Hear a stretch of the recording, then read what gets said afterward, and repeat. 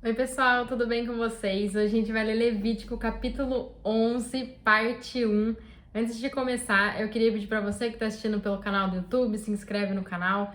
Você que está assistindo pela página do Face, segue a página para vocês não perderem nenhum vídeo e seguirem comigo nessa jornada de leitura da Bíblia de Gênesis até Apocalipse. Gente, vamos começar então. O livro de Levítico ele pode ser dividido em duas seções principais. A primeira seção inclui o capítulo 1 até o capítulo 10, que fala sobre as ofertas e o sacerdócio, e a segunda seção inclui os capítulos 11 até o final do livro, até o capítulo 27, que cobre a vida santa do povo de Deus.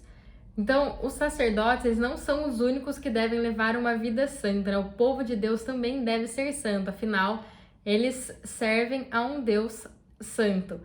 Levítico é um livro de tipologias para nós, mas para os israelitas, né, tudo isso era uma realidade. Eles deveriam andar, né, se relacionar uns com os outros e se relacionar com Deus de acordo com o que estava descrito aqui, gente. E isso tem a ver com a separação de um povo, né? Então Deus estava separando um povo e a gente tem que ter isso em mente. Então, tudo que a gente viu até aqui são tipologias para nós e realidade para eles, mas os diferentes tipos de oferta, o sacerdócio, tudo que a gente viu até o capítulo 10 são tipologias.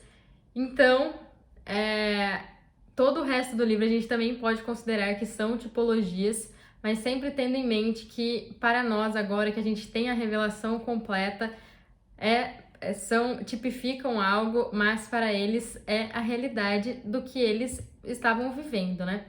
Na epístola de Paulo, lá em Hebreus, como a gente viu no vídeo passado, né, a gente tem essa explicação sobre as ofertas, sobre o sacerdócio. Pedro também, ele recebeu algum entendimento, recebeu uma revelação de Levítico através da visão que foi dada a ele lá em Atos 10, né? A visão de um grande um objeto, como uma grande tela, no qual tinham todos os animais lá.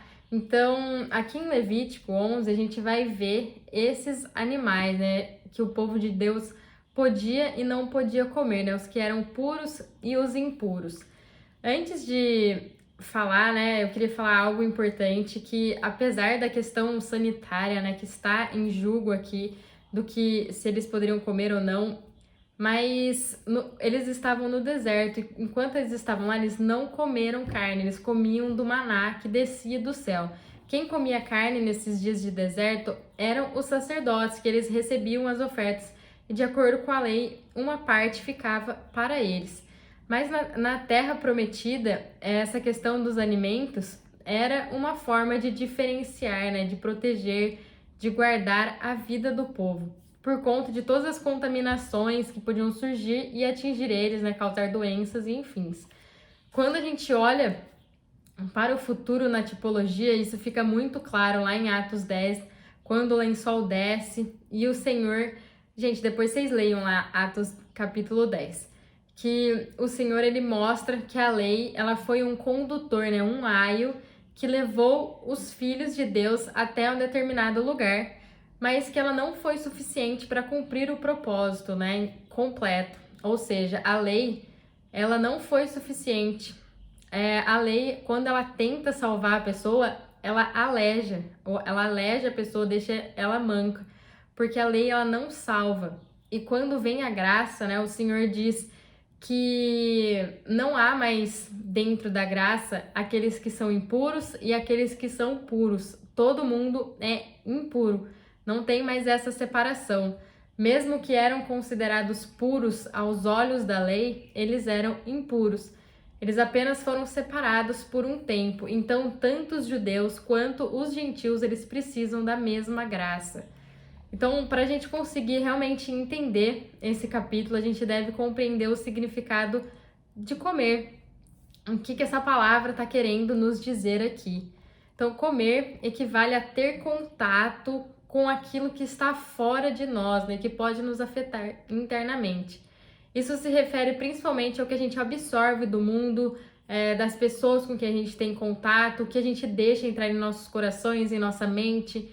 porque isso pode nos influenciar e então a gente pode se tornar uma outra pessoa com isso. Se a gente quiser ter uma vida santa, né, que o santo Deus, ele exige de nós, a gente deve ter cuidado com o que a gente se alimenta, o que a gente coloca dentro de nós, porque isso pode causar a nossa ruína. Então, os animais aqui estão muito mais relacionados àquilo que eu vou me alimentar, né, do que com quem eu vou andar. O diferencial não está com quem eu ando, mas o que eu estou me alimentando com quem eu estou andando. Não sei se deu para entender. Mas porque a gente pode estar andando com o povo puro e estar se alimentando de coisa impura, como a gente também pode estar andando com o povo impuro e se alimentando de coisas puras. Então tem muito mais a ver com o que a gente absorve do que com quem estamos. Mas agora por que a gente deve ter o cuidado, né, com o que a gente come, se a gente quiser levar uma vida santa, né? Então isso tem muito a ver com o que a gente coloca dentro de nós, do nosso coração, da nossa mente, porque é isso que a gente vai colocar para fora, que a gente vai declarar. Então a gente fala do que o nosso coração está cheio. Isso tem uma relevância muito importante, porque o que a gente fala, as palavras que a gente coloca para fora, elas movem o reino espiritual, seja ela palavras de fé, ou seja palavras de incredulidade ou de morte. Muitas vezes a gente está vivendo uma realidade que a gente não está conseguindo entender, e tudo isso é devido ao nosso discurso. Como que a gente quer ter vida, prosperidade, abundância, se a gente só fala de morte, de incredulidade, de miséria? Por isso a gente deve blindar os nossos corações e a nossa mente através da palavra, para que a gente não absorva essas coisas negativas e que aos poucos vão entrando em nós e elas destruam completamente a nossa fé. Então, o significado de todos esses animais é muito importante, porque eles tipificam pessoas. Então, os animais são figuras que descrevem diferentes tipos de pessoas. Isso é provado lá em Atos 10, depois vocês leiam Atos 10, hein?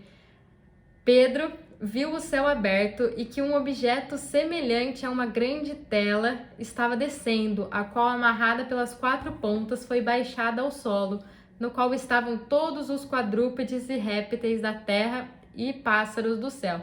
Então, a princípio, quando Pedro viu essa visão, ele não entendeu que esses quadrúpedes, répteis, esses pássaros, eles representavam pessoas. Somente depois, no final do capítulo, que ele veio entender isso, porque quando ele chega lá na casa de Cornélio, eram pessoas que estavam lá, não animais. Então, Deus, lá em Atos 10, versículo 15, ele fala que não chame de impuro aquilo que Deus purificou. Então, há uma pureza que foi liberada pelo próprio Deus para a vida do seu povo. Porque antes, aos olhos da lei, existia essa separação de puro e de impuro. Aos olhos da lei, mas aos olhos de Deus todos eram impuros, todos são impuros e precisam da graça. Tá bom, gente? Dada essa explicação toda, que foi um pouco longa, mas de grande valia, vamos começar a leitura do capítulo 11, parte 1. Disse o Senhor a Moisés e a Arão: dizei aos filhos de Israel: são estes os animais que podereis comer de todos os animais que há sobre a terra. Dos animais podereis comer tudo que tem unhas fendidas, o casco dividido e que rumina. Então, os animais de casco fendido e que ruminam, eles representam pessoas que têm discernimento em suas atividades e que recebem a palavra de Deus, que elas refletem sobre ela. O casco fendido significa discernimento. Um cavalo, ele tem os cascos cheios, mas não rachados. Portanto, o cavalo representa uma pessoa que não consegue discernir as coisas. E essa pessoa não é capaz de discernir o que vem de Deus, o que vem de Satanás, o que é celestial, o que é terreno, o que é espiritual e o que é carnal, tá bom? O ruminar, gente, significa receber a palavra de Deus, refletindo sobre ela muitas vezes. Então, a vaca, assim como a vaca, né? Ela come, mastiga, depois ela rumina, ela come a mesma coisa que ela ruminou. Então, nós também devemos refletir assim continuamente sobre a palavra de Deus. À medida que a gente ora, que a gente lê a palavra, a gente deve estar sempre refletindo sobre ela. Então, aqui nesses 3 primeiros versículos, a gente consegue ver a sabedoria de Deus, né? As duas expressões casco fendido e ruminação representam que a gente deve comer a palavra de Deus, mastigando-a continuamente, e que a gente deve ser conduzido, a gente deve caminhar, fazer uma caminhada cheia de discernimentos para compreender o que vem de Deus e o que não vem de Deus. Mas dos que ruminam e têm a unha fendida, não comereis. O cavalo que rumina, mas não tem as unhas fendidas, este vos será imundo. O coelho que rumina, mas não tem as unhas fendidas, este vos será imundo. A lebre que rumina, mas não tem as unhas fendidas, esta vos será imunda. Também o porco que tem as unhas fendidas e o casco dividido, mas não rumina, este vos será imundo. Da sua carne não comereis, nem tocareis no seu cadáver. Estes vos serão imundos. Então, esses animais aqui que não tem casco que não tem casco fendido, mas que tem e não ruminam, na verdade tem que ter as duas coisas. O que tem uma e não tem a outra é impuro. Então, eles representam essas pessoas que não têm discernimento quanto às atividades, né, das que participam, pessoas que andam e se movem sem nenhum discernimento, ou elas não se alimentam da palavra de Deus. Então, muito mais do que andar com essas pessoas, é o que essas pessoas vão me passar, o que eu vou absorver dessas pessoas. Elas vão me trazer esperança, elas vão me trazer fé, vida, ou elas só vão me trazer a morte ao me distanciar de Deus. Então, não é a pessoa, é o que eu vou absorver dela, né? O que ela fala. Estes são os que podereis comer de todos os animais que há na água, tudo que tem barbatanas e escamas, nos mares e nos rios, estes comereis. Então, aqui os animais aquáticos, né, com barbatanas e escamas, eles representam pessoas que podem se mover e agir livremente no mundo enquanto resistem à sua influência. As barbatanas, gente, ajudam os peixes a se mover e a realizar atividades na água de acordo com os seus desejos. Então, eles têm a nadadeira deles lá e eles conseguem subir o rio acima, né? Eles não vão de acordo com a correnteza, né? Então, as escamas, elas protegem e guardam os peixes que vivem na água salgada, né, do sal marinho. Então, os peixes, eles podem viver nessa água salgada por muitos anos, mas sem serem salgados, porque essa escama protege eles, entende? Então, na Bíblia, gente, o mar, ele representa esse mundo caído, corrupto. Então, hoje, o mundo inteiro é um vasto mar, e muitos dos que vivem nesse mar têm barbatanas ou escamas. E ele, na verdade, não tem barbatanas e não tem escamas. E eles não conseguem se mover, andar livremente no mundo. E eles não conseguem resistir à influência que o mundo exerce na nossa vida, né? Então, nós cristãos, né, a gente deve possuir essas barbatanas que permite a gente andar livremente por aí sem a influência que o mundo pode nos trazer. Tudo, porém, o que não tem barbatanas nem escamas, nos mares e nos rios, todo réptil da água e todos os animais que vivem nas águas, estes serão abomináveis para vós. Eles serão para vós abominação, da sua carne não comereis e abominareis o seu cadáver. Tudo o que não tem barbatanas ou escamas nas águas será para vós abominável. Então, essas aqui são as pessoas que elas não têm a força necessária para resistir à influência que o mundo exerce, né? Que esse mundo pecaminoso exerce, e elas acabam sendo contaminadas. Das aves, a estas abominareis, não se comerão, serão abomináveis: a águia, o urubu, a águia marinha, o astor, o falcão de qualquer espécie, toda a variedade de corvo, o avestruz, a coruja, a gaivota, o gavião de qualquer espécie, o mocho, o corvo marinho, o corujão, a gralha, o pelicano, o abutre, a cegonha, a garça de qualquer espécie, a polpa e o morcego.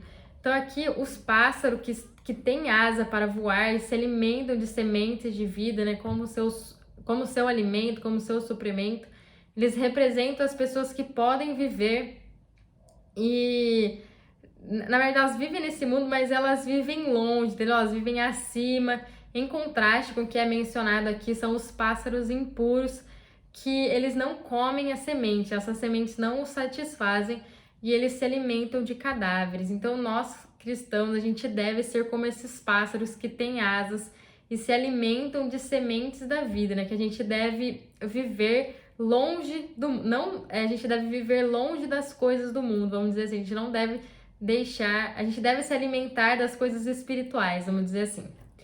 Então, tem pessoas, gente, que o discurso delas é de morte, de desesperança, descrença. E a gente deve ter cuidado ao nos se aproximar para a gente não absorver essa energia ruim e a gente começar a ter o mesmo discurso dessas pessoas, né? A gente deve nos purificar, né, com o fogo da palavra e sempre ir renovando a nossa fé para a gente não absorver essas coisas de fora que podem nos levar à morte espiritual.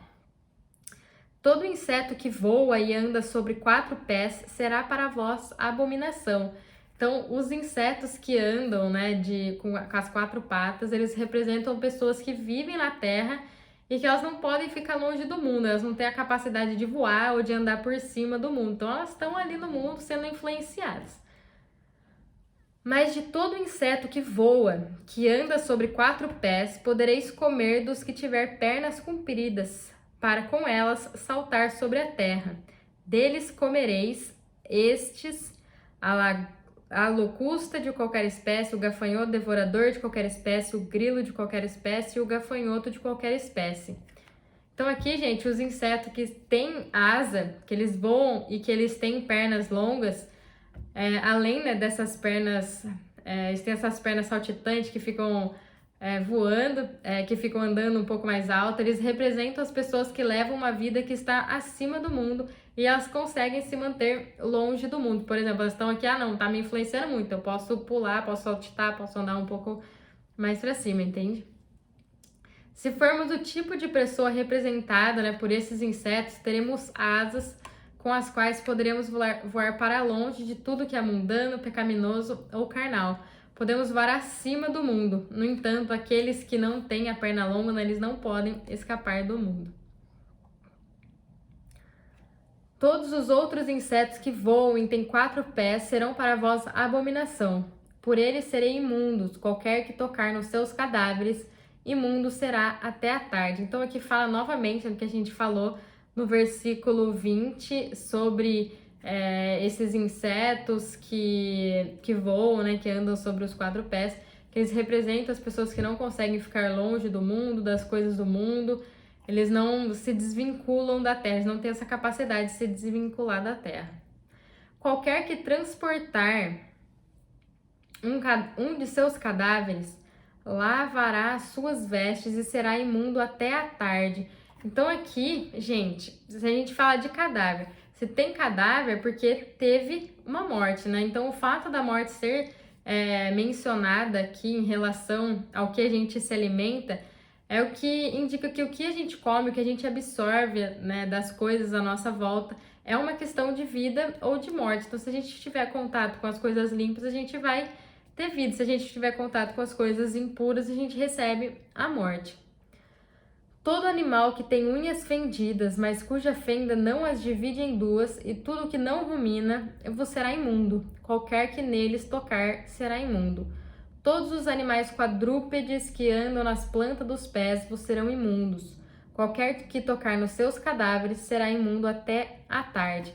Então, os animais que não têm casco fendido, né, os que andam em quatro patas, eles representam essas pessoas que não têm discernimento, que elas não conseguem separar o que é certo, o que é errado, elas não conseguem raciocinar, né, sobre o que elas estão fazendo, se isso leva elas para Deus, se afasta elas de Deus.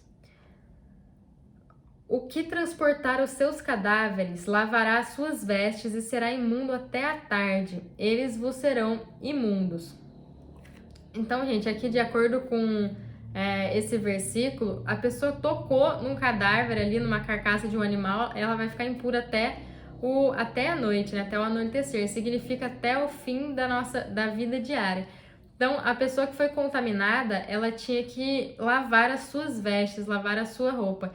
Significa que a contaminação da morte deve ser removida da nossa vida diária, né? Então, aqui o vestido, as vestes, representa essa nossa caminhada, que ela deve ser lavada da contaminação.